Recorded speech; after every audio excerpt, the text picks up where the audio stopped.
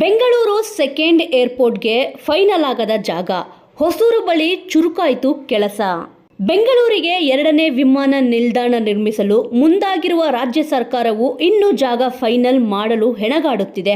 ಮಾಗಡಿ ಬಳಿ ಹೊಸ ವಿಮಾನ ನಿಲ್ದಾಣಕ್ಕೆ ಸ್ಥಳೀಯರು, ರೈತರಿಂದ ಭಾರೀ ವಿರೋಧ ವ್ಯಕ್ತವಾಗುತ್ತಿದೆ.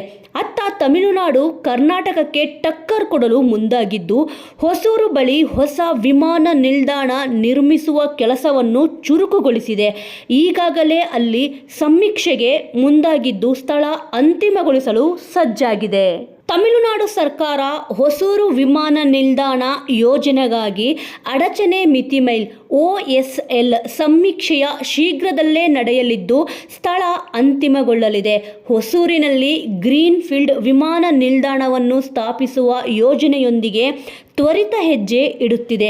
ಈ ಮೂಲಕ ಎರಡನೇ ಏರ್ಪೋರ್ಟ್ ನಿರ್ಮಾಣಕ್ಕೆ ಮುಂದಾಗಿರುವ ಕರ್ನಾಟಕಕ್ಕೆ ಸೊಡ್ಡು ಹೊಡೆಯಲು ಮುಂದಾಗಿದೆ. ಹೊಸೂರಿನಲ್ಲಿ ಪ್ರಮುಖ ಹಂತದಲ್ಲಿ ವಾಯು ಪ್ರದೇಶ ಮತ್ತು ಕಾರ್ಯಾಚರಣೆಯ ಕಾರ್ಯ ಸಾಧ್ಯತೆಯನ್ನು ನಿರ್ಣಯಿಸಲು ಅಡಚಣೆ ಮಿತಿ ಮೇಲ್ ಸಮೀಕ್ಷೆ ನಡೆಯಲಿದೆ. ಈ ನಿರ್ಣಾಯಕ ತಾಂತ್ರಿಕ ಸಮೀಕ್ಷೆಯನ್ನು ಕೈಗೊಳ್ಳಲು ಸಲಹೆಗಾರರನ್ನು ನೇಮಿಸುವ ಅಂತಿಮ ಹಂತಕ್ಕೆ ತಮಿಳುನಾಡು ಸರ್ಕಾರ ತಲುಪಿದೆ. ಈ ಪ್ರಾಸ್ತಾವಿಕ ವಿಮಾನ ನಿಲ್ದಾಣವು ಪ್ರಾದೇಶಿಕ ವಾಯು ಸಂಪರ್ಕವನ್ನು ಹೆಚ್ಚಿಸಲು ಮತ್ತು ಹೊಸೂರು ಪ್ರದೇಶದಲ್ಲಿ ತ್ವರಿತ ಕೈಗಾರಿಕಾ ಮತ್ತು ಆರ್ಥಿಕ ಬೆಳವಣಿಗೆಯನ್ನು ಬೆಂಬಲಿಸಲು ತಮಿಳುನಾಡಿನ ಕಾರ್ಯತಂತ್ರದ ಪ್ರಮುಖ ಭಾಗ ಎನ್ನಲಾಗಿದೆ. ಭಾರತೀಯ ವಿಮಾನ ನಿಲ್ದಾಣ ಪ್ರಾಧಿಕಾರವು ಇತ್ತೀಚೆಗೆ ನಡೆಸಿದ ಸಮೀಕ್ಷೆಯ ನಂತರ ಈ ಕ್ರಮ ಕೈಗೊಳ್ಳಲಾಗುತ್ತಿದೆ.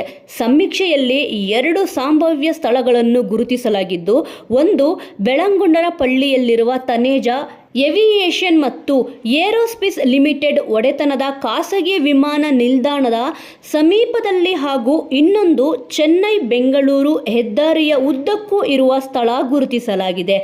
ಇವೆರಡು ರಕ್ಷಣಾ ನಿಯಂತ್ರಿತ ವಾಯು ಪ್ರದೇಶದ ವ್ಯಾಪ್ತಿಯಲ್ಲಿದೆ.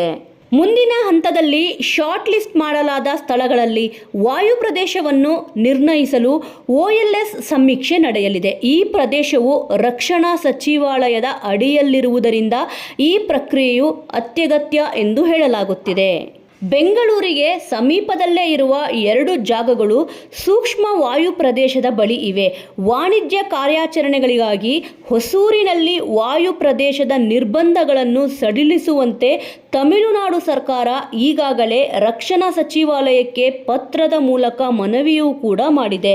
ಈಗ ಮುಂದಿನ ಹಂತಕ್ಕಾಗಿ ಅನುಮೋದನೆ ಪಡೆಯಲು ಮತ್ತಷ್ಟು ಸಮಯ ತೆಗೆದುಕೊಳ್ಳಬಹುದು ಎನ್ನಲಾಗಿದೆ. ಮೊದಲಿಗೆ 5 ಜಾಗಗಳನ್ನು ಸೂಚಿಸಿ AAI ವರದಿ ನೀಡಿತ್ತು. ಬಳಿಕ ಅಂತಿಮವಾಗಿ 2 ಜಾಗಗಳನ್ನು ಶಾರ್ಟ್ ಲಿಸ್ಟ್ ಮಾಡಿ ಅದರ ಸಾಧಕ ಬಾಧಕಗಳನ್ನು ಪಟ್ಟಿ ಮಾಡಿದೆ.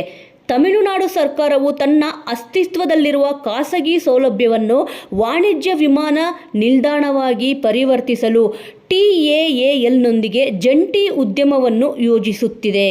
ಶಾರ್ಟ್ ಲಿಸ್ಟ್ ಮಾಡಿದ ಸ್ಥಳಗಳಲ್ಲಿ ಒಂದು ಈ TAAL ಆವರಣದ ಪಕ್ಕದಲ್ಲೇ ಇದೆ. ಇದಕ್ಕೆ ರಕ್ಷಣಾ ಸಚಿವಾಲಯದ ಒಪ್ಪಿಗೆ ಭಾರೀ ಮಹತ್ವವನ್ನು ಪಡೆದುಕೊಂಡಿದೆ. ವೀಕ್ಷಕರೇ, ಈ ವಿಚಾರದ ಬಗ್ಗೆ ನಿಮ್ಮ ಅನಿಸಿಕೆ ಅಭಿಪ್ರಾಯ ಏನಾದರೂ ಇದ್ದಲ್ಲಿ ತಪ್ಪದೆ ಕಮೆಂಟ್ ಮೂಲಕ ತಿಳಿಸಿ. ಮುಂದಿನ ವಿಡಿಯೋದೊಂದಿಗೆ ಮತ್ತೆ ಸಿಗೋಣ.